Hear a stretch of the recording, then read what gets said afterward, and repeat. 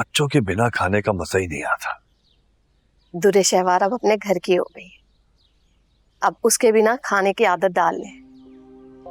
नहीं हो रही। बेटी की आदत भी कोई जाने वाली होती है क्या? जब घर में रहती थी कितना शोर होता था। ठीक कहते हैं, हंगामा सिफ्त है। और अब ये शोर उसके ससुराल में रहता है, आए दिन नया तमाशा। अब खैर ये तो ना कहो। वलीद के हॉस्पिटल पहुंचने की बात को अभी ज्यादा वक्त नहीं गुजरा है, जरा सी बात को उसने इतना बढ़ा दिया था। दुआ को लेकर यहाँ आई और यहाँ बैठे बैठे वलीद के पीछे पहुंच गई। अब अगर मर्द का पीछा करेगी और उसे पकड़कर जलील करेगी तो यही कुछ होगा ना।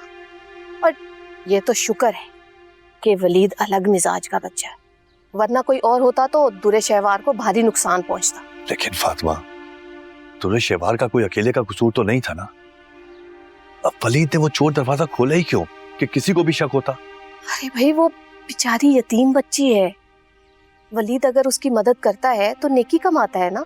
नेकी कमाने के लिए किसी घर पे भाग भाग कर जाना थोड़ी जरूरी होता है। और वैसे भी मर्द और औरत के दरमियान तीसरा शैतान होता है। मदद करनी चाहिए लेकिन मुनासिब हद तक, वरना लोग क्या करते हैं? लोग तोहमत लगाने से बाज थोड़ी आते हैं।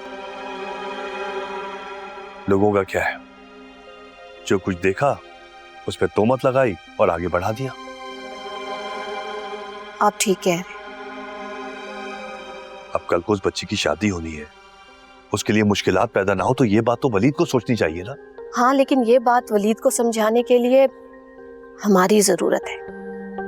उसके घर कोई बड़ा तो है नहीं, उसे कौन समझाए, कौन टोके। यही बात मैं भी कई दिन से सोच रहा हूँ। जैसे ही मौका मिलता है बात करता हूँ मैं उससे। जी ठीक। बस एक बात है, हमारी बेटी ने माफी मांगकर आला ज़र्फी का मुजाहरा किया है। दिल खुश कर दिया। अल्लाह का शुक्र है थोड़ी समझदार हो गई है, वरना उसकी तरफ से तो उल्टा ही सुनने को मिलता है।